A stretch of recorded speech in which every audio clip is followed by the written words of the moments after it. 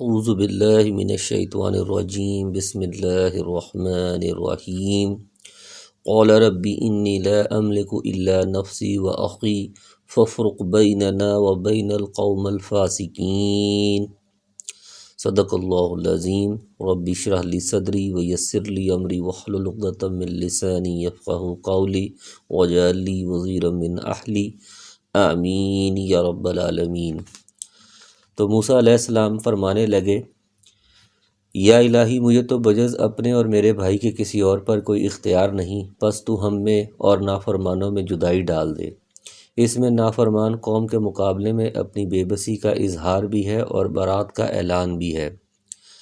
قال فإنها محرمة عليهم 40 سنة يتيهون في الأرض فلا تعس على القوم الفاسقين۔ ارشاد ہوا کہ اب زمین ان پر 40 سال تک حرام کر دی گئی ہے، یہ خانہ بدوش ادھر ادھر سرگرداں پھرتے رہیں گے، اس لیے تم ان فاسقوں کے بارے میں غمگین نہ ہونا۔ یہ میدان تی کہلاتا ہے جس میں 40 سال یہ قوم اپنی نافرمانی اور جہاد سے اعراض کی وجہ سے سرگرداں رہی۔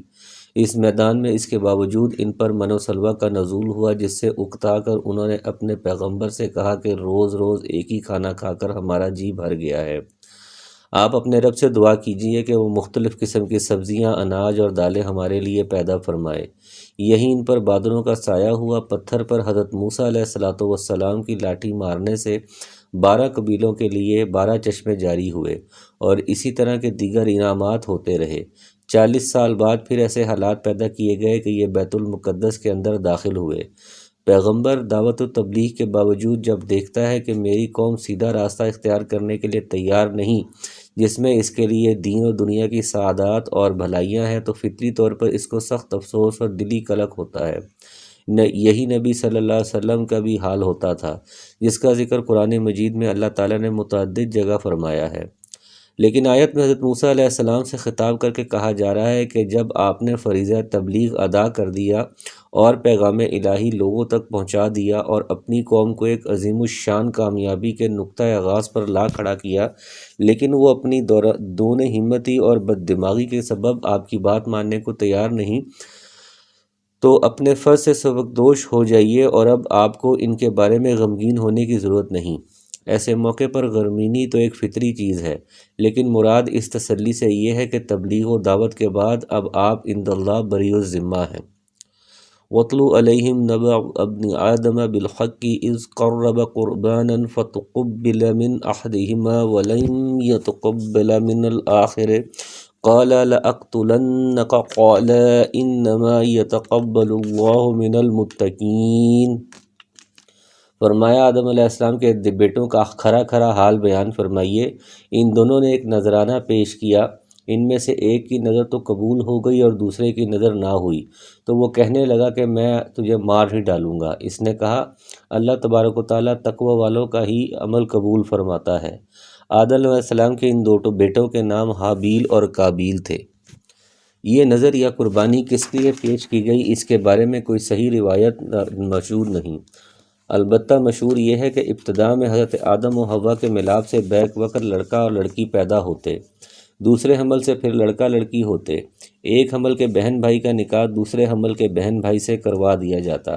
حابیل کے ساتھ پیدا ہونے والی بہن بدصورت تھی، جبکہ قابیل کے ساتھ پیدا ہونے والی بہن خوبصورت تھی۔ اس وقت کے اصول کے مطابق حابیل کا نکاح قابیل کی بہن کے ساتھ اور قابیل کا نکاح حابیل کی بہن کے ساتھ ہونا تھا، لیکن قابیل چاہتا تھا کہ وہ حابیل کی بہن کے بجائے اپنی ہی بہن کے ساتھ جو زیادہ خوبصورت تھی نکاح کر لے۔ آدم علیہ السلام نے اسے سمجھایا، لیکن وہ نہ سمجھا۔ بالآخر حضرت آدم علیہ السلام نے دونوں کو بارگاہ الہی میں قربانیاں پیش کرنے کا حکم دیا اور فرمایا کہ جس کی قربانی قبول ہو جائے گی، قابیل کی بہن کا نکاح اس کے ساتھ کر دیا جائے گا۔ حابیل کی قربانی قبول ہو گئی، یعنی آسمان سے آگ آئی اور اسے کھا گئی، جو اس کے قبول ہونے کی دلیل تھی۔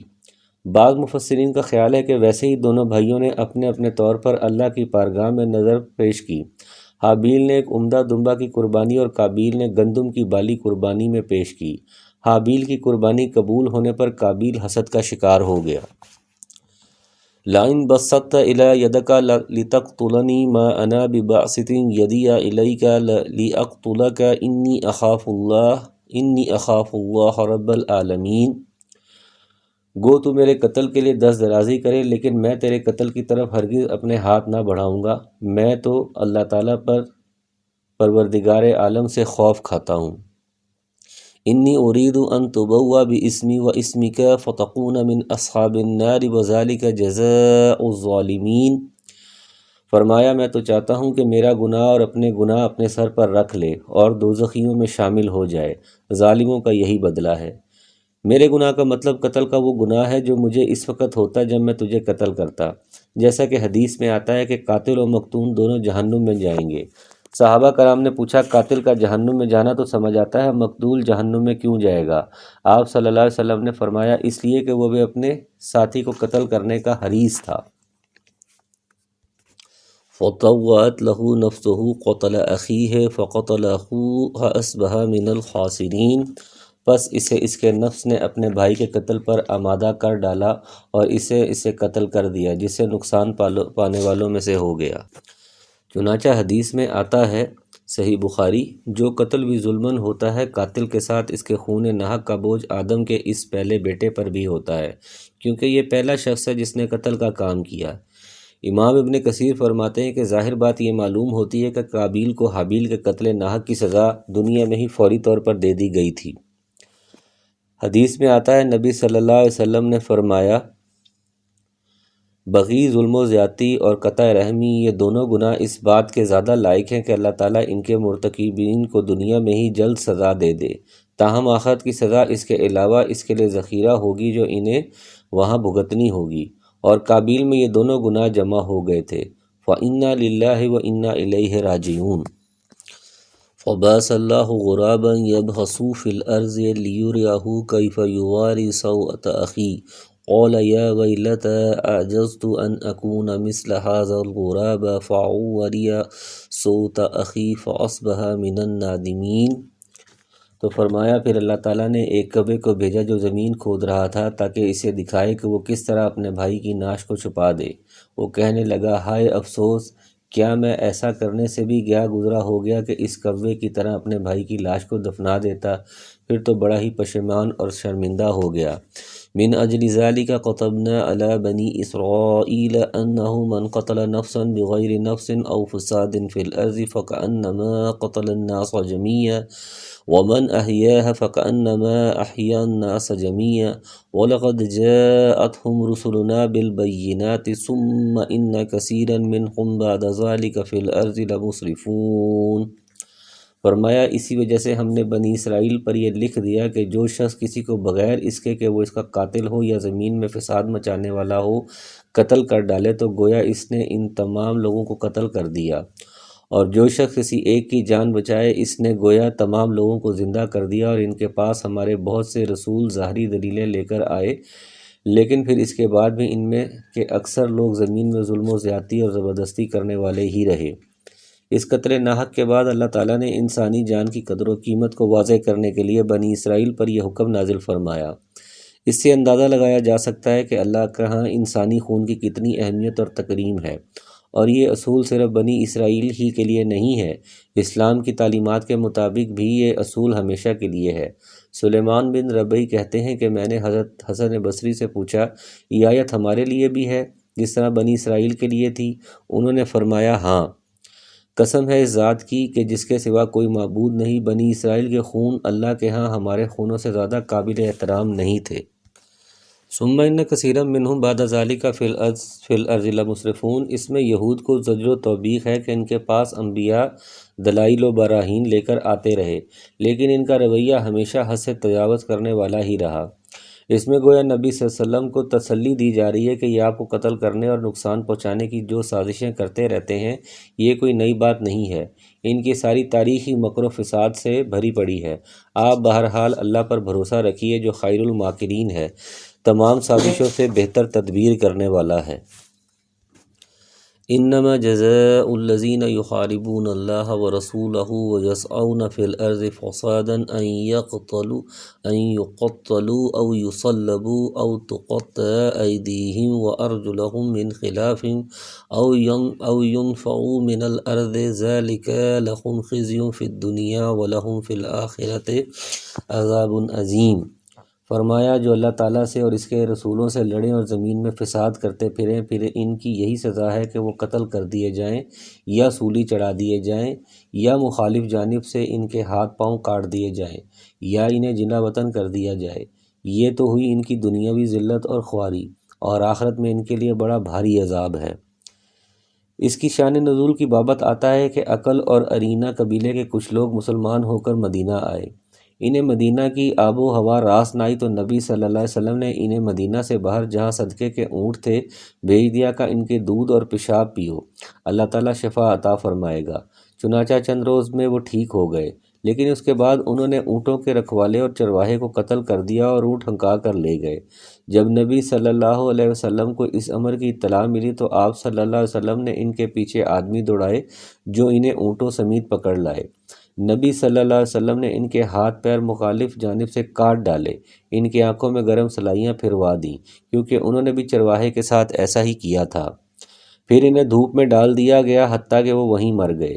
صحیح بخاری میں یہ الفاظ بھی آتے ہیں کہ انہوں نے چوری بھی کی، قتل بھی کیا، ایمان لانے کے بعد کفر بھی کیا اور اللہ اور رسول صلی اللہ علیہ وسلم کے ساتھ محاربہ بھی۔ یہ آیت محاربہ کہلاتی ہے، اس کا حکم عام ہے، یعنی مسلمانوں اور کافروں دونوں کو شامل ہے۔ محاربے کا مطلب ہے کسی منظم اور مسلح جتھے کا اسلامی حکومت کے دائرے میں یا اس کے قریب صحرا وغیرہ میں راہ چلتے قافلوں اور افراد اور گروہوں پر حملے کرنا، قتل و غارت گری کرنا، سلب و نہب، اغوا اور آبرو ریزی کرنا وغیرہ، اس کی جو 4 سزائیں بیان کی گئی ہیں۔ امام یعنی کہ خلیفہ وقت کو اختیار ہے کہ ان میں سے جو سزا مناسب سمجھے دے۔ بعض لوگ کہتے ہیں کہ اگر محاربین میں قتل و سلب کیا اور دہشت گردی کی تو انہیں قتل اور سولی کی سزا دی جائے گی، اور جس نے صرف قتل کیا مال نہیں لیا اسے قتل کیا جائے گا، اور جس نے قتل کیا اور مال بھی چھینا اس کا ایک دایاں ہاتھ اور بایاں پاؤں یا بایاں ہاتھ اور دایاں پاؤں کاٹ دیا جائے گا، اور جس نے نہ قتل کیا نہ مال لیا صرف دہشت گردی کی اسے جلا وطن کر دیا جائے گا۔ لیکن امام شوکانی فرماتے ہیں پہلی بات صحیح ہے کہ سزا دینے میں امام کو اختیار حاصل ہے۔ إِلَّا الَّذِينَ تَابُوا مِن قَبْلِ أَن تَقْدِرُوا عَلَيْهِمْ فَاعْلَمُوا أَنَّ اللَّهَ غَفُورٌ رَحِيمٌ۔ فرمایا ہاں جو لوگ اس سے پہلے توبہ کر دیں کہ تم ان پر قابو پا لو تو یقین مانو کہ اللہ تعالیٰ بہت بڑی بخشش اور رحم فرمانے والا ہے۔ یعنی گرفتار ہونے سے پہلے اگر وہ توبہ کر کے اسلامی حکومت کی اطاعت کا اعلان کر دیں تو پھر انہیں معاف کر دیا جائے گا، مذکورہ سزائیں نہیں دی جائیں گی۔ لیکن پھر اس امر میں اختلاف ہے کہ سزاؤں کی معافی کے ساتھ انہوں نے قتل کر کے یا مال لوٹ کر یا آبرو ریزی کر کے بندوں پر جو دست درازی کی یہ جرائم بھی معاف ہو جائیں گے یا ان کا بدلہ لیا جائے گا۔ بعض علماء کے نزدیک یہ معاف نہیں ہوں گے بلکہ ان کا قصاص لیا جائے گا۔ امام شوکانی اور امام ابن کثیر کا جو رجحان اس طرف ہے کہ مطلقاً انہیں معاف کر دیا جائے گا، اور اسی کو ظاہر آیت کا مقتضی بتلایا گیا ہے۔ البتہ گرفتاری کے بعد توبہ سے جرائم معاف نہیں ہوں گے، وہ مستحق سزا ہوں گے۔ یا ایھا الذین آمنوا اتقوا اللہ وابتغوا الیہ الوسیلہ وجاہدوا فی سبیلہ لعلکم تفلحون۔ فرمایا مسلمانوں اللہ تعالیٰ سے ڈرتے رہو، اس کا قرب تلاش کرو اور اس کی راہ میں جہاد کرو تاکہ تمہارا بھلا ہو۔ وسیلہ کے معنی ایسی چیز کے ہیں جو کسی مقصود کے حصول یا اس کے قرب کا ذریعہ ہو۔ اللہ تعالیٰ کی طرف وسیلہ تلاش کرو کا مطلب ہوگا کہ ایسے اعمال اختیار کرو جس سے تمہیں اللہ کی رضا اور اس کا قرب حاصل ہو جائے۔ امام شوکانی فرماتے ہیں ان الوسیلۃ التی ہی القربہ، یعنی وسیلہ جو قربت کے معنی میں ہے تقویٰ اور دیگر خصال خیر پر صادق آتا ہے جن کے ذریعے سے بندے اپنے رب کا قرب حاصل کرتے ہیں۔ اسی طرح منہیات و محرمات کے اجتناب سے بھی اللہ کا قرب حاصل ہوتا ہے، اس لیے منہیات و محرمات کا ترک بھی قرب الہی کا وسیلہ ہے۔ لیکن جاہلوں نے اس حقیقی وسیلے کو چھوڑ کر قبروں میں مدفون لوگوں کو اپنا وسیلہ سمجھ لیا ہے جس کی شریعت میں کوئی بنیاد نہیں۔ البتہ حدیث میں اس مقام محمود کو بھی وسیلہ کہا گیا ہے جو جنت میں نبی صلی اللہ علیہ وسلم کو عطا فرمایا جائے گا۔ اسی لیے آپ صلی اللہ علیہ وسلم نے فرمایا جو اذان کے بعد میرے لیے یہ دعائے وسیلہ کرے گا وہ میری شفاعت کا مستحق ہوگا۔ صحیح بخاری۔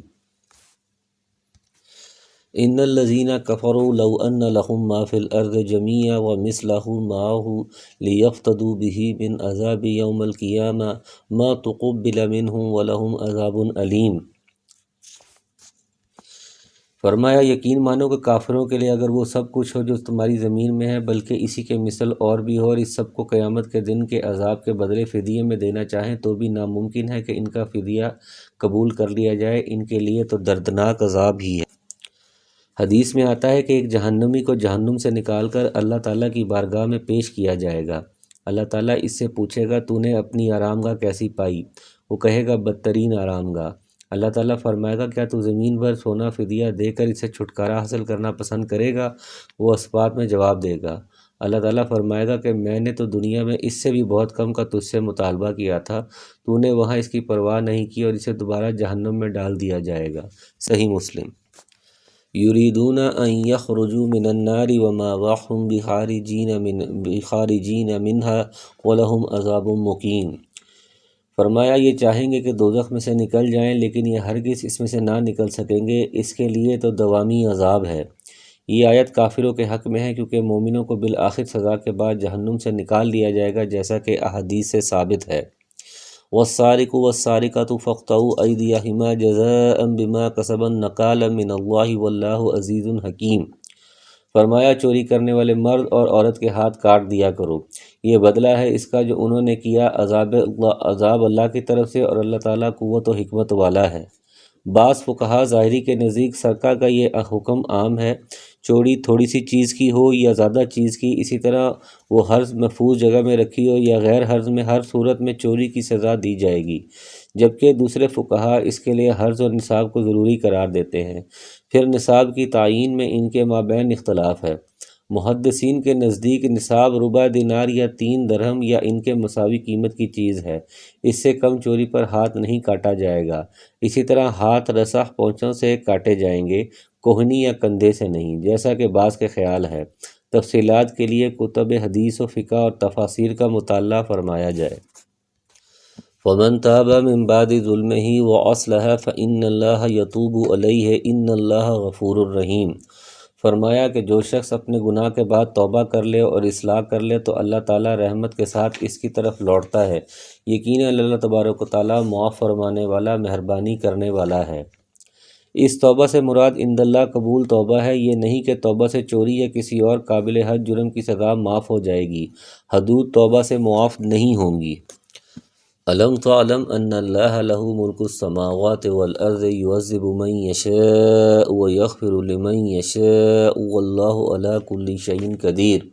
فرمایا کیا تمہیں معلوم نہیں کہ اللہ تعالیٰ ہی کے لیے زمین و آسمان کی بادشاہت ہے، جسے چاہے سزا دے اور جسے چاہے معاف فرما دے، اللہ تعالیٰ ہر چیز پر قادر ہے۔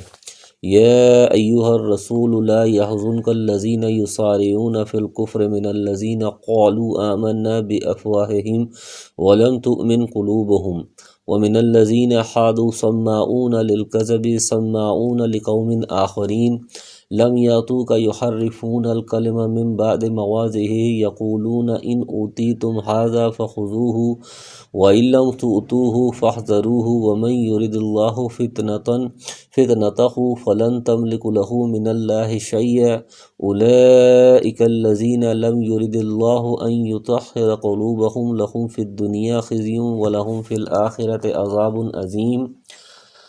فرمایا اے رسول آپ صلی اللہ علیہ وسلم ان لوگوں کے پیچھے نہ کڑیے جو کفر میں سبقت کر رہے ہیں، خواہ ان منافقوں میں سے ہوں جو زبانی تو ایمان کا دعویٰ کرتے ہیں لیکن حقیقتاً ان کے دل با ایمان نہیں۔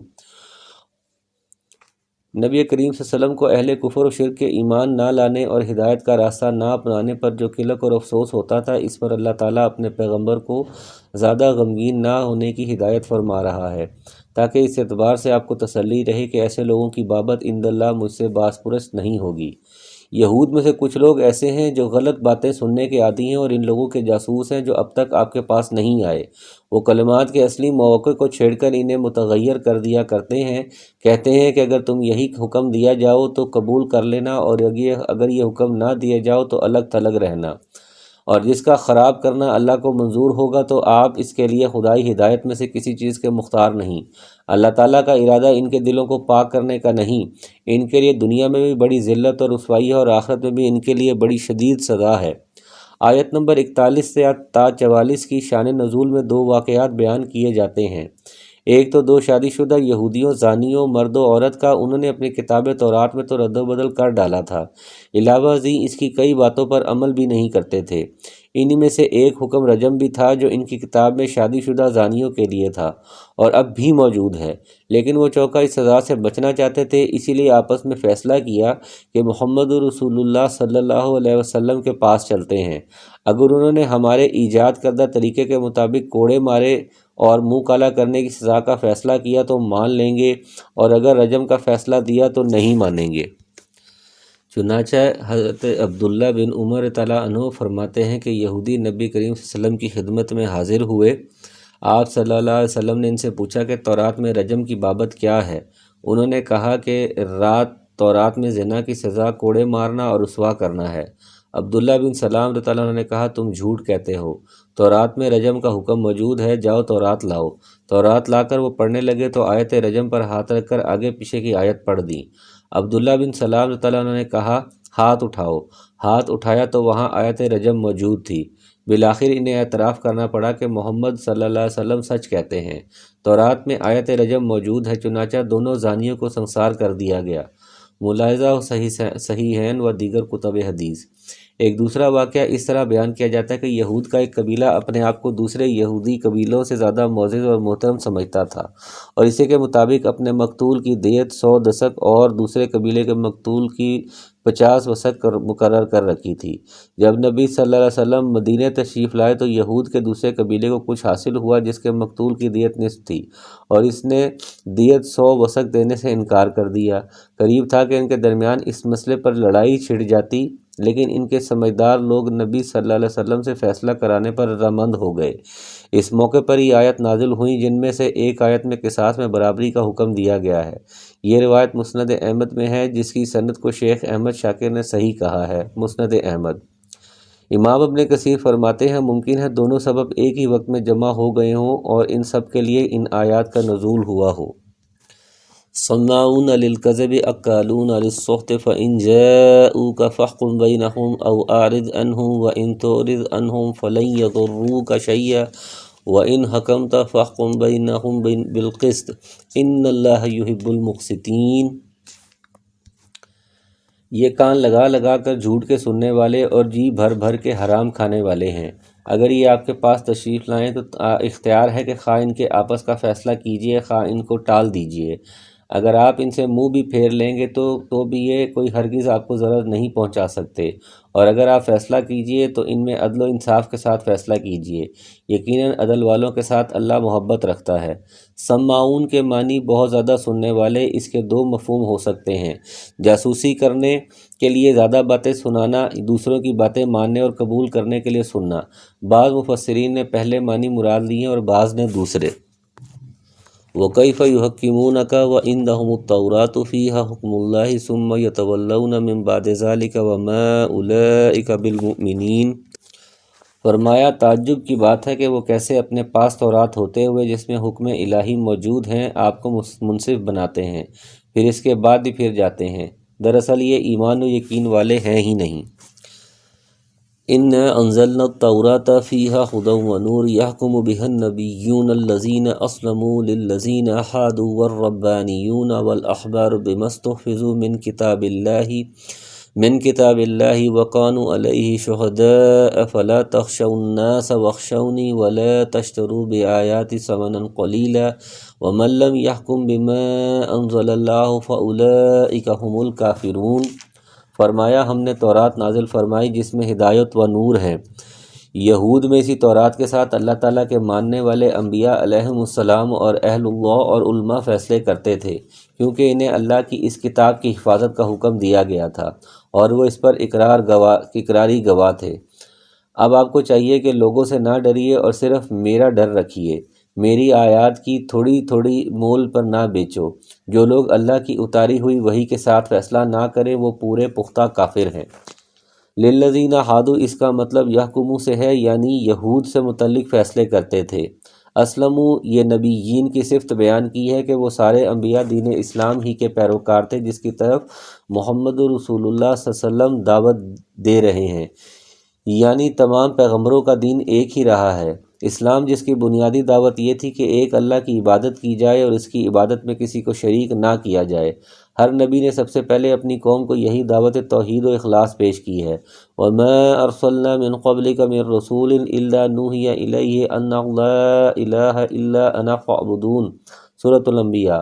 ہم نے آپ سے پہلے جتنے رسول بھیجے سب کو یہی وحی کی کہ میرے سوا کوئی معبود نہیں ہے، بس تم سب میری ہی عبادت کرو۔ اسی کو قرآن میں الدین بھی کہا گیا ہے، جیسا کہ سورہ شورى کی آیت نمبر 13 شرع لکم من الدین ما وصی بہ نوحا الآیہ میں کہا گیا ہے، جس میں اسی مضمون کو بیان کیا گیا کہ آپ کے لیے ہم نے وہی دین مقرر کیا ہے جو آپ سے قبل دیگر انبیاء کے لیے تھا۔ چنانچہ انہوں نے تورات میں کوئی تغیر و تبدل نہیں کیا جس طرح بعد میں لوگوں نے کیا۔ یہ کتاب کبھی بیشی سے محفوظ ہے اور اللہ کی طرف سے نازل شدہ ہے۔ لوگوں سے ڈر کر تورات کے اصل احکام پر پتہ مت ڈالو، نہ دنیا کے تھوڑے سے مفادات کے لیے ان میں رد و بدل کرو، پھر تم کیسے ایمان کے بدلے کفر پر راضی ہو گئے ہو۔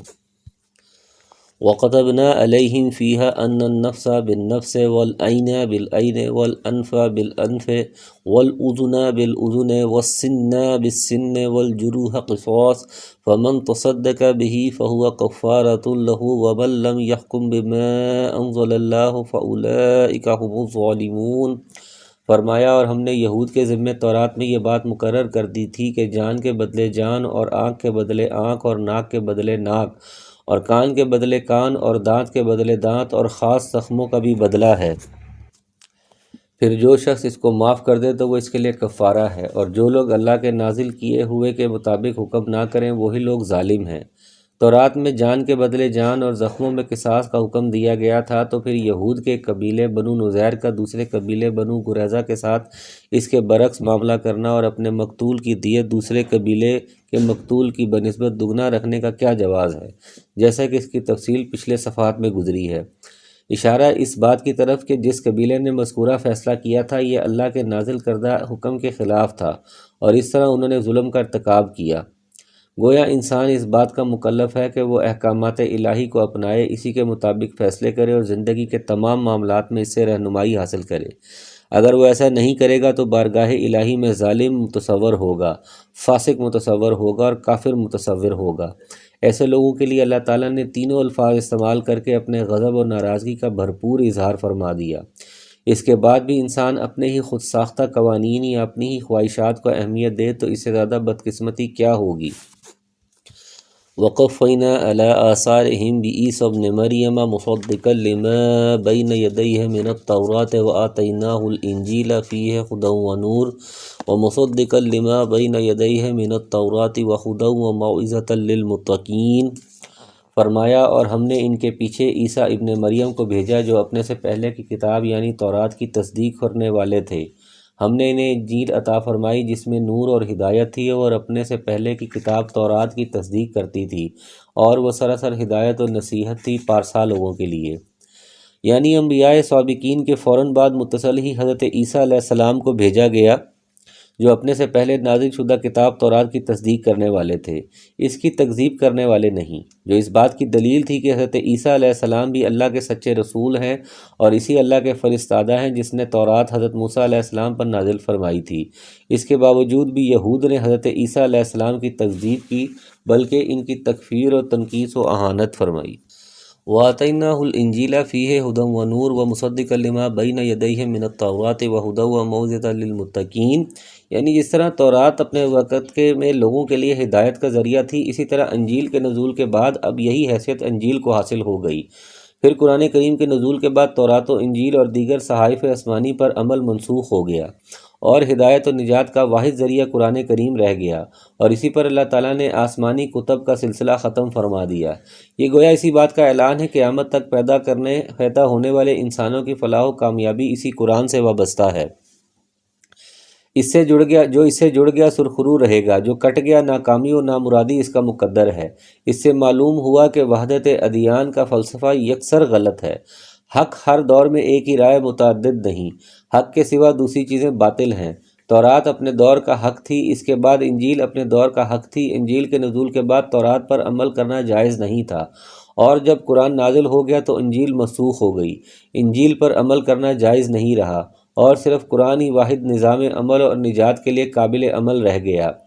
اس پر ایمان لائے بغیر، یعنی نبوت محمدی علیہ صاحب الصلاۃ والسلام کو تسلیم کیے بغیر نجات ممکن نہیں۔ مزید ملاحظہ سورہ بقرہ۔ وَلْيَحْكُمْ أَهْلُ الْإِنْجِيلِ بِمَا أُنزِلَ اللَّهُ فِيهِ وَمَن لَّمْ يَحْكُم بِمَا أَنزَلَ اللَّهُ فَأُولَٰئِكَ هُمُ الْفَاسِقُونَ۔ فرمایا اور انجیل والوں کو بھی چاہیے کہ اللہ تعالیٰ نے جو کچھ انجیل میں نازل فرمایا اسی کے مطابق حکم کریں، اور جو اللہ تعالیٰ کے نازل کردہ سے نا احکام کریں وہ بدکار فاسق ہیں۔ اہل انجیل کو یہ حکم اس وقت تک تھا جب تک حضرت عیسیٰ علیہ السلام کی نبوت کا زمانہ تھا۔ نبی صلی اللہ علیہ وسلم کی بعثت کے بعد حضرت عیسیٰ علیہ السلام کا دور نبوت بھی ختم ہو گیا اور انجیل کی پیروی کا حکم بھی، اور اب ایماندار وہی سمجھا جائے گا جو رسالت محمدی پر ایمان لائے گا اور قرآن کریم کی اتباع کرے گا۔ وَأَنزَلْنَا إِلَيْكَ الْكِتَابَ بِالْحَقِّ مُصَدِّقًا لِمَا بَيْنَ يَدَيْهِ مِنَ الْكِتَابِ وَمُهَيْمِنًا عَلَيْهِ فَاحْكُم بَيْنَهُم بِمَا أَنزَلَ اللَّهُ وَلَا تَتَّبِعْ أَهْوَاءَهُمْ أَمَّا جَاءَكَ مِنَ الْحَقِّ لِكُلٍّ جَعَلْنَا مِنكُمْ شِرْعَةً وَمِنْهَاجًا وَلَوْ شَاءَ اللَّهُ لَجَعَلَكُمْ أُمَّةً وَاحِدَةً وَلَكِنْ لِيَبْلُوَكُمْ فِيمَا آتَاكُمْ فَاسْتَبِقُوا الْخَيْرَاتِ إِلَى اللَّهِ مَرْجِعُكُمْ جَمِيعًا فَيُنَبِّئُكُم بِمَا كُنتُمْ فِيهِ تَخْتَلِفُونَ۔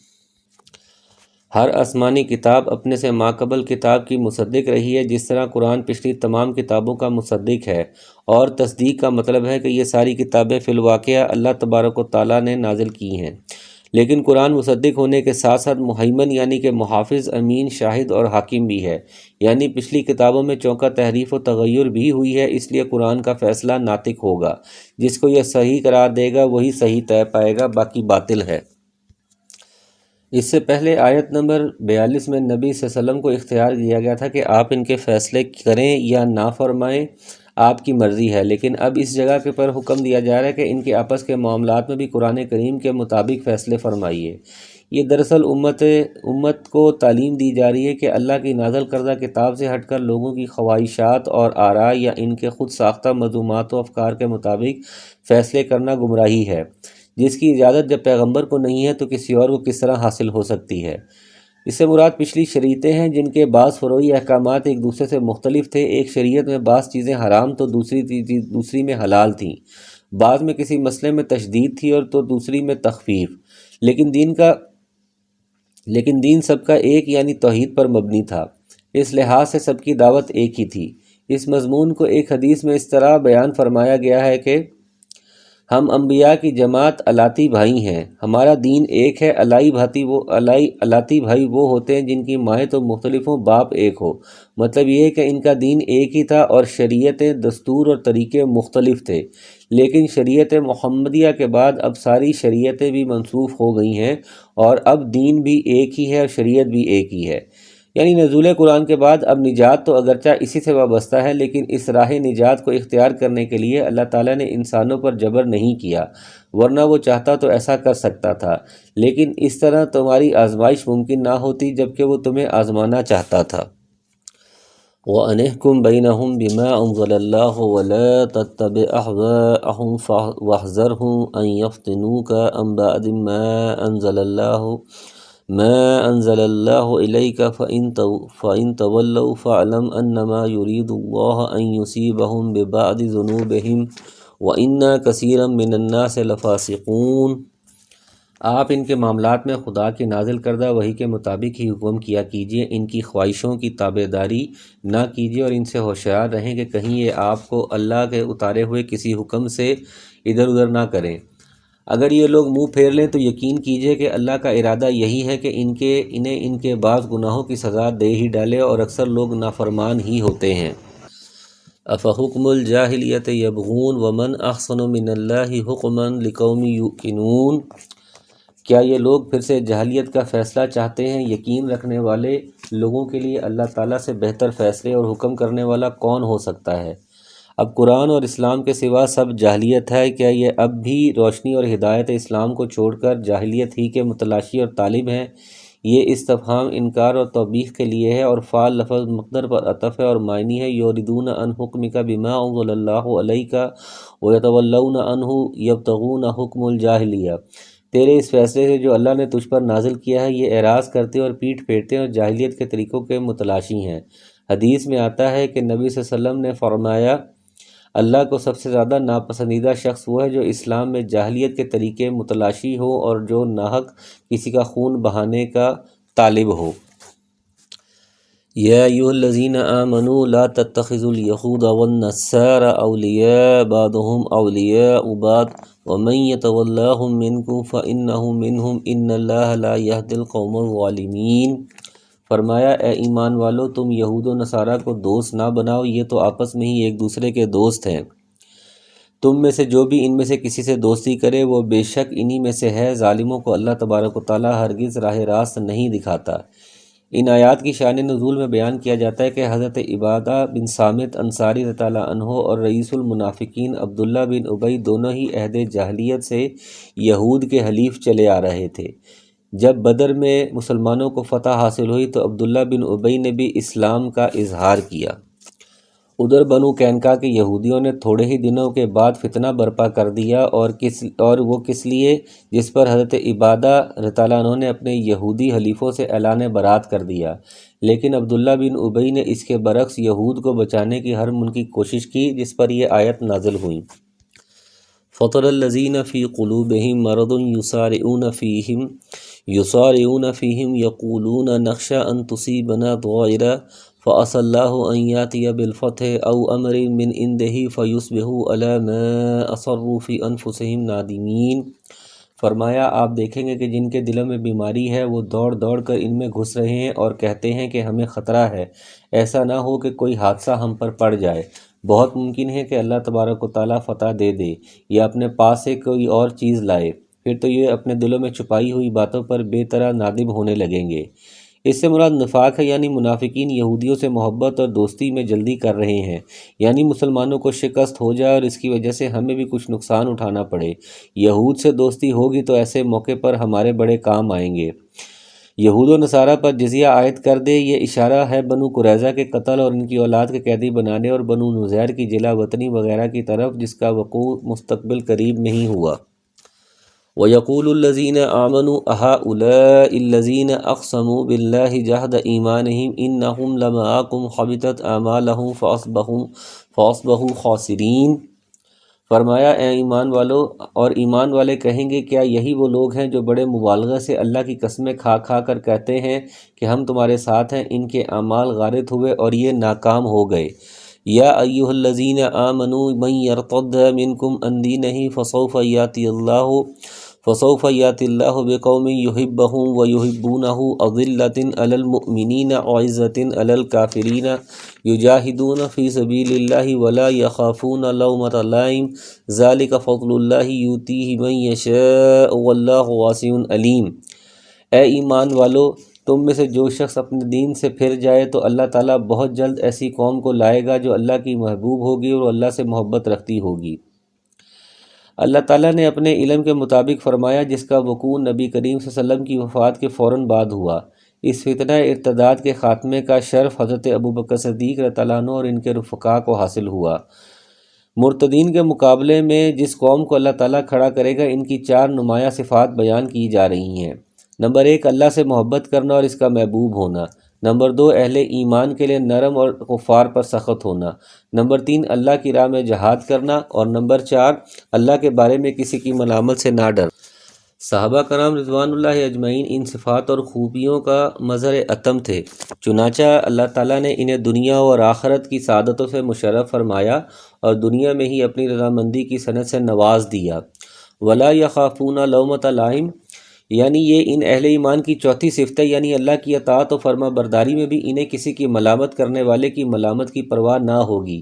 یہ بھی بڑی اہم صفت ہے۔ معاشرے میں جن برائیوں کا چلن عام ہو جائے، ان کے خلاف نیکی پر استقامت اور اللہ کے حکموں کی اطاعت اس صفت کے بغیر ممکن نہیں، ورنہ ہی کتنے لوگ ہیں جو برائی، معصیت الہی اور معاشرتی خرابیوں سے اپنا دامن بچانا چاہتے ہیں، لیکن ملامت گروں کا مقابلہ کرنے کی ہمت اپنے اندر نہیں پاتے۔ نتیجتاً وہ ان برائیوں کی دلدل سے نکل نہیں پاتے اور حق و باطل سے بچنے کی توفیق سے محروم ہی رہتے ہیں۔ اسی لیے آگے اللہ تعالیٰ نے فرمایا کہ جن کو مذکورہ صفات حاصل ہو جائیں تو یہ اللہ کا ان پر خاص فضل ہے۔ انما ولیکم اللہ ورسولہ والذین آمنوا الذین یقیمون الصلاۃ ویؤتون الزکاۃ وہم راکعون۔ فرمایا مسلمانوں، تمہارا دوست خود اللہ ہے اور اس کا رسول ہے، اور ایمان والے ہیں جو نمازوں کی پابندی کرتے ہیں اور زکوٰۃ ادا کرتے ہیں، اور وہ رکوع، خشوع و خضوع کرنے والے ہیں۔ یہ جب یہود و نصارہ کی دوستی سے منع فرمایا گیا تو اب اس سوال کا جواب دیا جا رہا ہے کہ پھر وہ دوستی کن سے کریں۔ فرمایا کہ اہل ایمان سے دوست سب سے پہلے اللہ اور اس کے رسول ہیں، اور پھر ان کے ماننے والے اہل ایمان ہیں۔ آگے ان کی مزید صفات بیان فرمائی جا رہی ہیں۔ وَمَن يَتَوَلَّ اللَّهَ وَرَسُولَهُ وَالَّذِينَ آمَنُوا فَإِنَّ حِزْبَ اللَّهِ هُمُ الْغَالِبُونَ۔ فرمایا اور جو شخص اللہ تعالیٰ سے اور اس کے رسولوں سے اور مسلمانوں سے دوستی کرے، وہ یقین مانے کہ اللہ تعالیٰ کی جماعت ہی غالب رہے گی۔ یہ حزب اللہ یعنی کہ اللہ کی جماعت کی نشاندہی اور اس کے غلبے کی نوید سنائی جا رہی ہے۔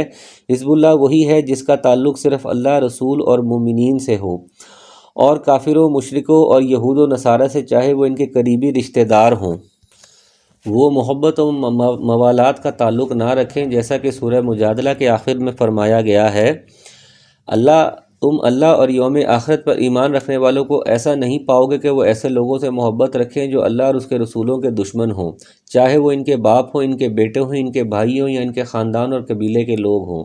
پھر خوشخبری دی گئی کہ یہ وہ لوگ ہیں جن کے دلوں میں ایمان ہے اور جنہیں اللہ کی مدد حاصل ہے، انہیں ہی اللہ تعالیٰ جنت میں داخل فرمائے گا، اور یہی حزب اللہ ہے، کامیابی جس کا مقدر ہے۔ سورہ مجادلہ۔